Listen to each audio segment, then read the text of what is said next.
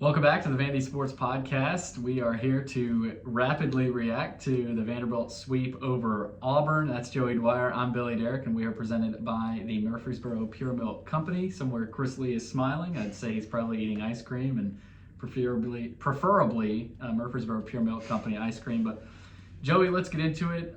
Today was really the only game we were actually here for, but we both kept up. We watched the highlights, the recaps, and honestly, we missed a lot, but we were able to, kind of go back and look at some of the stats, and a lot of the stats that popped up to me were the amount of runs they scored, despite hitting home runs. And I think that for me is something that stands out.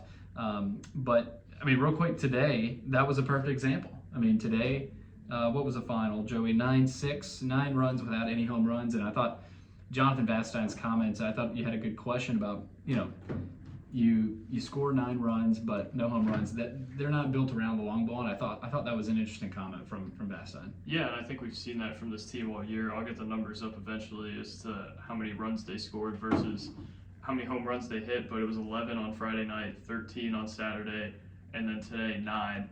And didn't feel like there was a whole lot of homers throughout the weekend as a whole. It just feels like this team knows who it is and kind of plays to that identity. We saw it even in the late game today. They scored, I think, in the 8th, and I don't know if they hit a ball out of the infield the whole inning. Mm-hmm. So it just shows you, they're a pesky team. And last year they had Enrique Bradfield Jr., but this year they might be a better base running team as a whole, if that makes sense. It just feels like everybody up and down the lineup is a threat on the base pass. Maybe there's a guy like Lanive who's maybe not a huge third Bolger, but everybody seems to be able to at least leg out an infield single or maybe steal a base here or there, even if they're not going to steal 20 or 30 bags on the year. It feels like they've got a lot of guys who at least do it marginally and are able to put some pressure on defenses. And I think that's the biggest thing about their offenses. Even if they're not hitting even doubles or triples, they're still putting pressure on the defense, and they're still going to score runs as a byproduct of that, even when things get rough. Yeah, speed, havoc on the base pass, and contact. This is what this team can do. But Baseline also said we're not built around the long ball, but we can always hit a long ball, whether they need it or not. It's not like this team can't do that. But I do think that is what separates this team from a lot of other SEC teams. You look at teams like Tennessee, Texas A&M, LSU, a lot of them are built around the long ball, and they may not be as strong as Vanderbilt is in the contact category and the havoc and running the base pass. Today, Joey, we got here over from Bridgestone Arena. We got here, 6th inning, 7th inning? We'll give us more credit than that. We'll say 5th. Okay, we'll say 5th. But right when we get here, we see perfect examples of, it doesn't even get out of the infield, but Auburn can't do anything with it because Vanderbilt has their guys moving and stealing bases and not necessarily hitting with power, but you have hard contact that either moves runners or a lot of fielders' choices that are successful, and successful outs, productive outs. And I think that's what stands out with this team. Offense has been the story. And, if this team can continue like this, they're going to be a threat. And they're going to be a team to be reckoned with. And I don't know that anybody wants to face Vanderbilt right now. It's now 13 in a row. So obviously offensively, they're rolling, but it's not all offense. I think Carter Holton's night on Friday to kick the series off was massive. Corbin talked about that. That's always a huge tone setter. Say Holton struggled and only went 3 or 4. The series starts off on a bad note, and I'm not saying they lose, but because they do have a ton of depth in pitching as well. But I just thought Carter Holton starting the series off with as much momentum and confidence as he did was huge. And they talk about it all the time. Anytime you got Holton on the mound, this team plays a lot more comfortable and confident. Yeah, and I thought Ryan Ginther as well had a really good weekend. I think he had one save and then another one that could have been a save if the game was a little bit closer. Today was obviously the save. He had one walk and sat down the other 3 batters he faced, and then I think it was yesterday, went 2 innings and didn't give up a run. So today too, yeah. Better back-end bullpen pitching out of them this weekend too, and I think maybe it wasn't as needed this weekend because they were up 10 on Friday, and then yesterday was up 7, but feels like, again, maybe it's starting to come together a little more for the staff as a whole. They didn't get great starts outside of Holton this week. Cunningham was okay. Futrell, I didn't think had his best outing, and I think the stats would indicate that as well, but feels like they were able to kind of bounce back from that. Back to the home run stat, one home run on Friday, one on Saturday. Vastine actually hit one of those. Mm-hmm. So 2 total homers and 33 runs out of Vanderbilt on the weekend. It's pretty dang good, Billy. Today they had 15 hits, 17 hits yesterday, or they had 17 today, 13 on Friday, 17 today, 17 yesterday. A lot of hits, Billy. It just feels like this lineup, as Chris mentioned to me in a text, I actually haven't responded yet. That's my bad, Chris.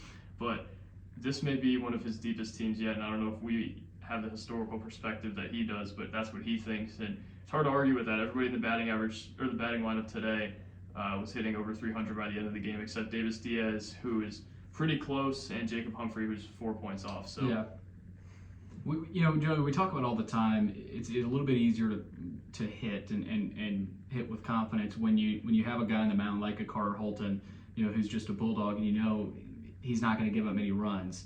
But even when you don't have as dominant of a pitching performance on the mound, whether it's Cunningham or Futrell today, not saying they were bad, but maybe not their best days, the bats pick them up. And Vastine talked about that. He basically said our team is built around picking each other up, and I've noticed that all season long with this group, whether it's a big strikeout to get to 2 outs in an inning with the bases loaded, doesn't matter. It doesn't matter who's up next. This team picks each other up, and that's always a compliment to Tim Corbin and what he's built here, but it's also up to the players. It's up to the guys to build that, and I keep going back to guys like Alan Espinal, who has really put in his time. I mean, as a senior, one of the leaders on this team, hitting 400 this season. Yesterday, just a ridiculous day. I think he reached base 6 times.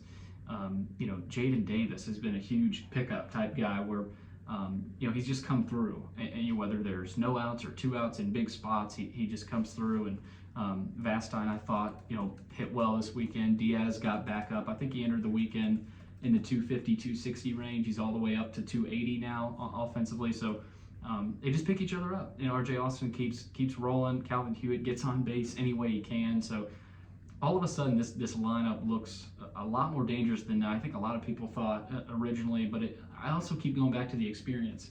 Mm-hmm. You got Bulger coming back into the lineup now. Of course, disappointing news with Chris Maldonado being out for the season. But to me, that's almost, I don't want to say a nothing burger because he's a good player, but this team's fine, even with some of those early injuries, and now Bulger being back, I think is huge. And pitching wise, we'll see about Dukanich and some of the other guys. But Joey, I just think about this team, how they continue to pick each other up, whether it's on the mound or at the plate, but specifically at the plate. Yeah, Vastine mentioned that today. It's where when they have good pitching, there's a lot less pressure on their offense. It feels like Tim Corbin was kind of echoing that sentiment as well. We're playing complementary baseball right now, and it's hard to beat a team that is kind of flowing off of each other, not only in the lineup to where they're picking each other up in the lineup, but also they're feeding off of good outings from their pitchers, and their offense is kind of predicated on just playing loose and not having the pressure on that. We've seen from some past Vanderbilt teams to where if its pitching was kind of carrying it, its offense would kind of fall back and only score 2 or 3 runs. But it feels like this team, I think, does a lot of really good things offensively.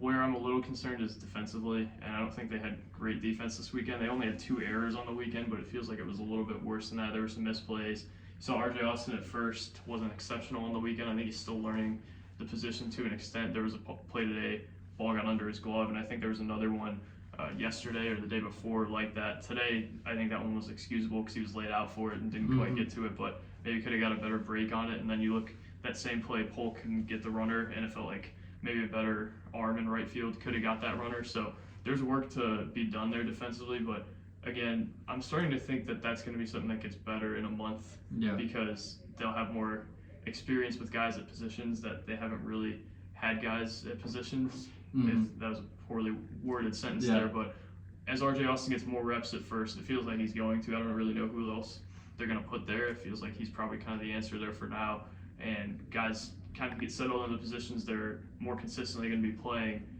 It's probably going to be a little bit better in a month than it is now. Yeah, I agree. And look, the left side of this infield is perfectly fine with Vastine at short and Davis at third, and then behind the plate you've got one of the better catchers in the country, and Alan Espinal. We talk a lot about his offense, but I mean defensively he's as good as it gets. We'll see in the outfield, right? Does RJ Austin go back to center field? How long do they stick him at first? With Maldonado out, that'll be interesting to watch. Does does RJ stay at first and continue to get better? Today I thought there was a play where maybe he could have made it, laying out, but again, that we're kind of nitpicking there. But back to the outfield, Calvin Hewitt's been phenomenal in center. I thought Matthew Polk throughout this weekend and even in some of the midweeks has looked good in right field, and then in left, I think Troy Eve and Corbin talked about this, I think a couple of pressers ago after one of the games, and he brought up his development in left field, and I saw one in particular, I think it was this weekend, where Auburn hits one off the wall, and Leneve probably saves a base to kind of move up and read it. So, and that's tough playing left field at Vanderbilt. And I think Leneve has done a good job of that. So, a lot of it for me is just kind of solidifying the outfield. I'm not saying they have to play the same three guys, throughout the rest of the season, because you will be rotating naturally, and you never know who's going to get hurt. But I do think it's probably the right side of that infield. Jaden Davis is continuing to improve. Just becoming smoother with Vastine at short. I thought he turned a really good double play yesterday. Wonderful double play, in your words. Wonderful double play. We were sitting at the scores table at the SEC tournament, and Billy just turns to me and he goes, "Wonderful turn by Jaden Davis." Wonderful. It was a fantastic I think that's sentence. the first time I've ever used the word wonderful. It was so casual, too. I loved it. Yeah. But, no, they'll get better. They'll be fine, and it's still early. That was the first weekend of SEC play. We've only played, 21 games so far, and I do think it's interesting, kind of a random note here, but Jaden Davis, through 21 games, has gotten on base in every game, which is pretty incredible to look at. And I do like this note you put into the story. After this weekend's series, all of Vanderbilt's hitters in Sunday's lineup, with the exception of Davis Diaz, are hitting over 300. So, and Humphrey as well. That was a late addition to the story. And Humphrey. So, look, this team's fine. I would agree with you that maybe if you want to nitpick, that the defense probably has to get a little bit better. But, you're playing SEC teams now, and the pressure will be on defensively. I do think a lot of the pitchers provide some athleticism to make plays as well that will help. But, yeah, at this point, this team's rolling offensively. Pitching maybe secondary concern, whether it's the bullpen or starters not going quite long enough. Whether it's, Futrell still went 5 innings, maybe not his best day, but picked up today by Ginther and Carter too. And Grayson Carter, even better. Grayson Carter, was really the guy that passed it off to Ginther to close it out. And then Friday night, who was it after Holton? It was Cyber. Brennan Cyber. And he warmed up today too, but didn't go in. So interesting that they were thinking about putting him in a higher lever spot there. Yeah, only 1 inning Friday from Cyber, but he's another young guy where you look at and you go, man, you're putting him in on a Friday night, and that's pretty impressive. So, yeah, the depth's there, I think, on both sides. I would agree with you that defensively, if you want to continue to sweep teams, you're going to have to get, even better there. Yeah, what I look at again, I'm glad you mentioned this earlier. I had failed to mention it. Kind of buried the lead here, putting it 13 minutes in. Alan Espinal, Billy, holy crap! Alan Espinal yesterday 4 for 4. Today wasn't quite as good, but made a really nice play behind the plate there to save a run. Essentially, good heads-up play. Went 2 for 5 today. Didn't have an RBI or anything, but I thought he was unbelievable this weekend. He's been unbelievable all season. He's at 400, and Tim Corbin just raved about him over and over again. Said, those are the guys that keep you in coaching, and I think that was probably the best compliment he could have gave Alan Espinal. Billy, if Alan Espinal keeps going like this, he will not be under Tim Corbin for long. He's going to make himself a lot of money, and I think he might have already done that through the first 2 months of the season or month of the season. Yeah, I think he has, and I don't know that I expected this, but Corbin has kind of acted like he has expected this, and he hasn't been surprised because he worked so hard at it. And he rotated with Bulger at catcher last year, and obviously there were a lot of people of the opinion that Espinal maybe should have been the guy, but now he's got that opportunity, and he's playing better, I think, than any catcher in the country.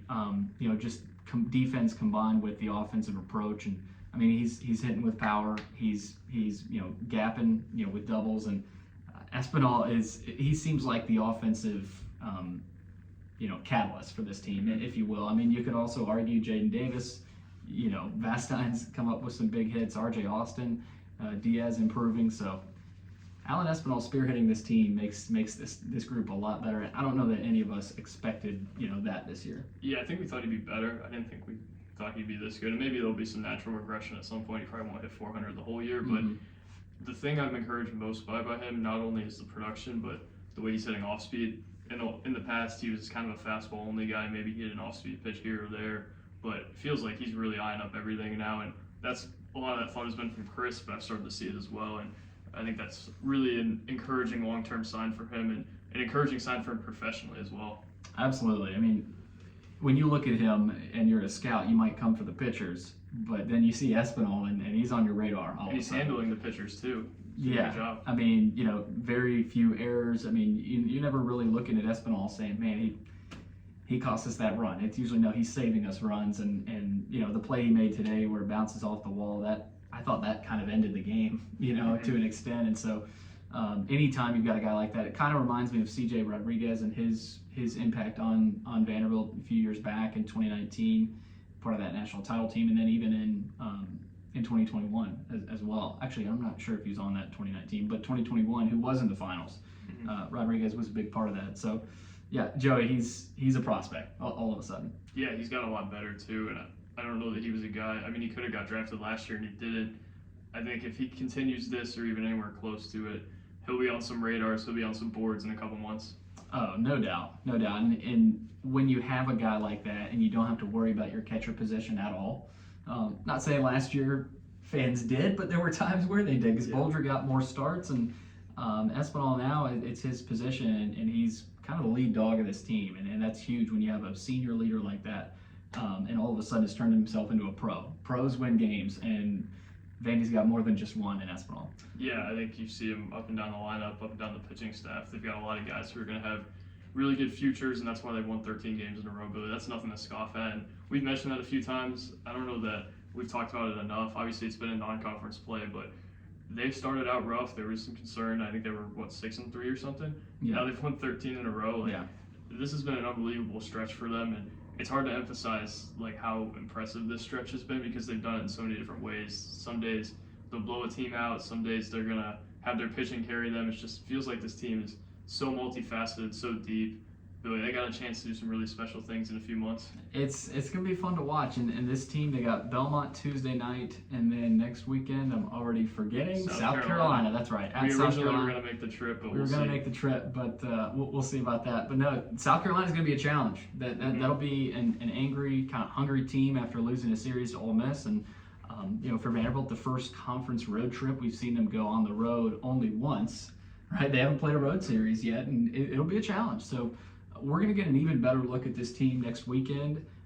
It'll be a great atmosphere, and I think for fans and for the coaches and players in this team, they're going to learn a lot about themselves as well. But I mean, Joey, we talked about this team maybe a couple weeks ago as at 5-3, 6-3, or whatever. A lot of people saying, what's going on here? Well, now they string off 13 wins and they're back at it. So. But next weekend, I think will be a big challenge. I'm sure we'll talk that up this week. Yeah, I don't think they're gonna end undefeated next weekend. I would guess they're probably gonna drop at least one. But if they can go in there and win the series or get 2 games, maybe get a sweep, they're gonna be a hot commodity. And it feels like you're hard pressed to find teams that are more hot than this team right now and having as much fun as this team is having as well. Yeah, Joey, it's going to be fun. We got March Madness selection show Sunday coming up now, but that'll pretty much do it. Great weekend for Vanderbilt. Again, we had tried to maybe make the trip next weekend, but at the end of the day, Vanderbilt will be making the trip to Columbia.